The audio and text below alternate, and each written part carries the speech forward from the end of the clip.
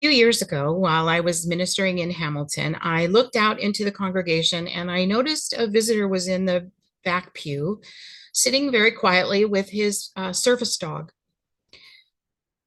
He was waiting for the service to begin, and one of the greeters for the day came up to me and told me his name was Mato, and that he'd specifically told her he'd come to the church to meet me. Would I make time after the service to chat with him? Well, of course I would. So thinking that he'd heard about us online and whatever, after the service, I went and sat down and I introduced myself and I asked how he'd found the church. I mean, most people find us online, right? And he said, "Oh, well, I was walking by and Creator told me that there was someone here I needed to meet. So I came in. You're the one." Oh, what was all I really could think of to say in the moment. I said, why? And Mato replied, "I don't know." We kept talking. He explained that he was Lakota from the prairies, but his parents had moved to Toronto when he was a child. He'd been living on the west coast of Canada and the US for several years, working as a biologist for the tribes, and he'd recently returned to Ontario. His service dog, whose name was Wapasha, helped him control his blood sugar by telling him when he needed to have insulin, and he was legally blind, although he could still see some. And so I told him a few things about myself, and an hour passed, and it turned out he wasn't looking to become a Unitarian. He didn't really need any help of any kind. He just knew he was supposed to get to know me. And I have to admit that that was a bit confusing to me. That wasn't my cultural paradigm, obviously, but he was interesting to talk to. And I couldn't think of any reason not to get to know him. So we kept talking. And that is how our friendship began.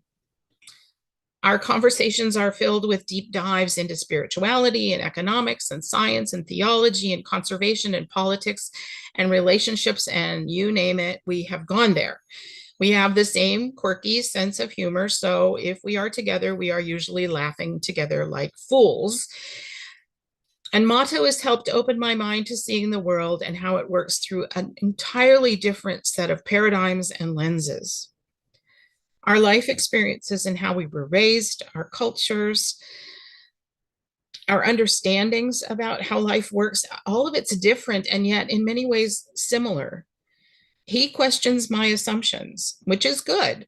The things that I've always thought were true from my experience and my cultural reference point. And so that's led me into a deeper investigation of the intersection of Eurocentric and Western culture and the perspectives of native peoples, and to try to understand the choices I can make about how I react and interact in the world. The majority culture in which we live, in which I grew up in which most of you were probably raised, emphasizes the importance of rationality and independence, wealth accumulation, often in the form of conspicuous consumption, and capitalism. And most of us understand these concepts as we have been immersed in them from our earliest days. We pursue an education because we've been told that's the bedrock for getting ahead. We believe that we should have a say in a democratic election and a democratic governance model. We believe in the primacy of the individual and their rights. We are encouraged to see our worth in the ways that we can be productive and busy and contributing to the wealth of society, and that therefore our wealth shows a reflection of our worth. Now, I know that system has been around for millennia. It certainly isn't the only model of how communities and civilizations can operate. However, those in the Western culture, Eurocentric cultures, we tend to believe that it is the right way because it is the way we believe. So it must be the correct way for the world to work, right?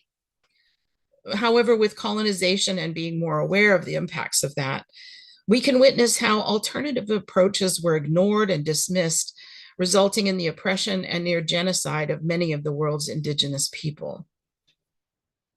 And then, of course, we take our perspective and we layer it with patriarchy, a mentality of scarcity, a touch of greed, and a lack of deep connection, and the results become apparent. You look around us, the world is at war, our earth is depleted and tired, Wealth is massively skewed in its distribution. People are starving and time seems to be running out. So what our earlier author, Ms. Armstrong thinks is negatively impacting the world today is related to her culture's understanding of the interdependence of people and land and communities and all creatures.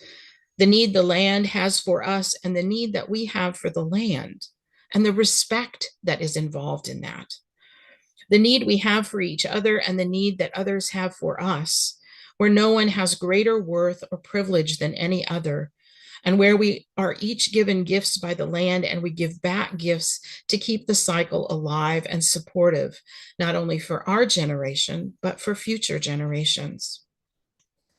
As Angela mentioned earlier in that lovely story, the theme this month for worship is generosity. And I want to share with you some additional perspectives from Dr. Martin Brokenleg. He was formerly a professor of Native American Studies at Augustana College. Now he works to help youth around the world. His work on a concept he called the Circle of Courage includes talking together about generosity. And he writes, "We are taught much about generosity in my Lakota society because it is so molded into our social system. For example, if you were visiting someone and you openly admired a possession of theirs, in my culture, they would probably give it to you. Giving in this way would make them happy. In many tribal cultures, giving away possessions is part of an entire way of life, one that creates powerful social bonds. In my language, we say "Mitakwe oyasin," and Mato uses that phrase often, which means we are all relatives.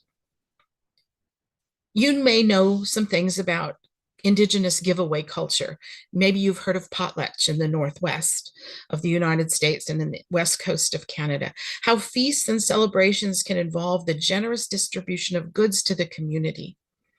Dr. Brokenleg says that at a celebration of his late parents, we gave away all the gifts we had been accumulating to honor everyone who had supported us in our time of need.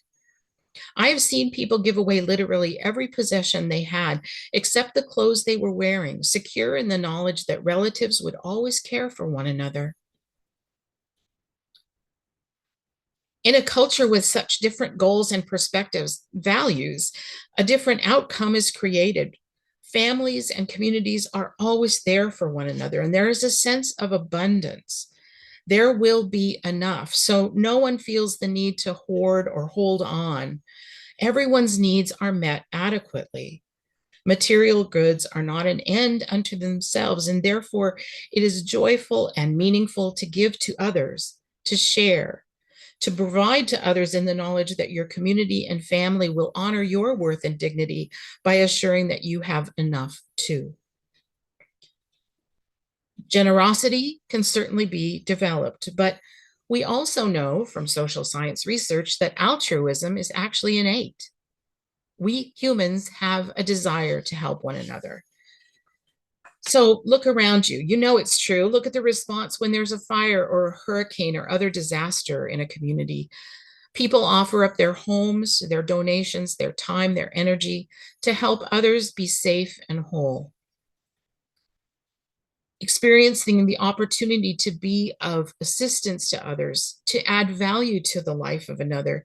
I'm sure all of you have done that at some point or another, and you know it to be deeply satisfying and meaningful.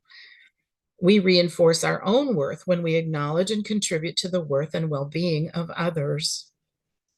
I know that often we think of generosity almost solely in terms of money, how much ready cash we might have available to throw in the pot. And money is certainly a necessity of life, no doubt, but there are many ways in which we can be generous, the ways we can cultivate our generous self. Our time is precious, so offering to sit with someone and listen is a great gift of generosity. When we offer praise or show respect, we can be generous and offer it with kindness and an open heart. Other small acts of kindness, just a smile, making eye contact, holding a door They're often significant moments in our lives since it doesn't happen all that often in our very busy and focused lives. Perhaps making an apology to someone or forgiving someone, that's another form of generosity, and they have positive impacts for us and for others.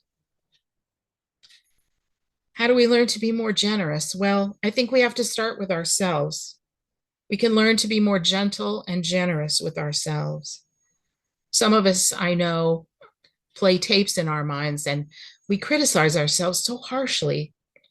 I think we must cultivate a deep well of love and compassion within if we want to be available to share those gifts with others. How do you fill up a soul? How do you uplift a spirit? I know that we've all heard of strategies for self-care, including rest and meditation, connecting to nature, exercising, journaling. You probably have a list of your own ways. And because we are uniquely individual, each of us will find a combination of approaches that helps us calm our minds, connect with ourselves deeply, and grow our inner self.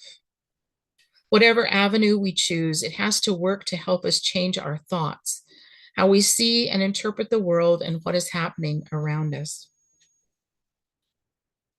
Ralph Waldo Emerson exhorted us to cultivate the habit of being grateful for every good thing that comes to you and to give thanks continuously.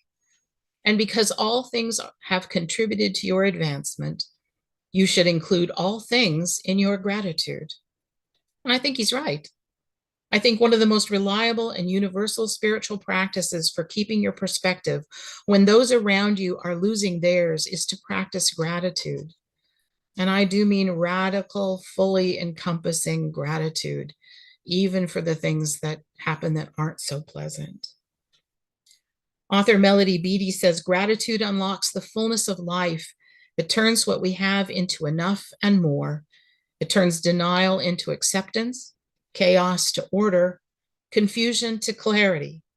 It can turn a meal into a feast, a house into a home, and a stranger into a friend. That's the power of gratitude, being grateful for your life to begin with and growing from there to see that everything is a blessing, a moment of grace, a chance to engage in the fullness of life. And yes, that can even include the challenges. When I look back, I realize that some of my greatest learning has happened in those places that I wasn't so grateful for at the time, perhaps the end of a relationship or losing a job, having an illness. You may relate to that too. Writer Alan Cohen tells us that gratitude, like faith, is a muscle. The more you use it, the stronger it grows. The more we choose to see ourselves in the world from a place of love and gratitude, the less needy and fearful and anxious we feel. Gratitude doesn't change the world, but it does change us deeply and profoundly. Developing a gratitude practice helps us ground ourselves in self-love so that we are then able to extend generosity to ourselves and others in a world that can disappoint us and sadden us and leave us in despair. And I know that being grateful for beauty in life doesn't take away the ugly, the violent, the painful, the hateful. It just makes it easier to bear day in and day out. So I've worked on approaching the world from a place of greater gratitude, and I've found it allows me to be much more generous as well. I can extend more patience. I can let people talk. I can give someone a helping hand with no strings attached. I can extend the benefit of the doubt. I can take time. I can smile more, breathe easier, open my heart wider. I know some Unitarians are very skeptical about the act of prayer. They wonder who they're praying to, perhaps, or how something so oddly mysterious might work. And I have to tell you, I don't have all the answers to the many questions about prayer or faith, but prayer for me is a way to vocalize my own thoughts and fears, hopes, and dreams. Even if I'm the only one listening, it has value to hear my inner promptings and use them as a platform for making the next choice or taking the next step in my life. 13th century German theologian Meister Eckhart said, if the only prayer you ever say in your entire life is thank you, it will be enough. So against all of the odds, we are here and we are alive. Whatever our circumstances, we have the opportunity to live each day to the best of our means, to be generous with those around us, to experience nature, to smell chrysanthemums, to squint at the sun and dodge raindrops, to snuggle into a comfy bed, to laugh or cry and spend time with a friend. It's all a blessing. And we should say our prayers. Thank you. Thank you. Thank you.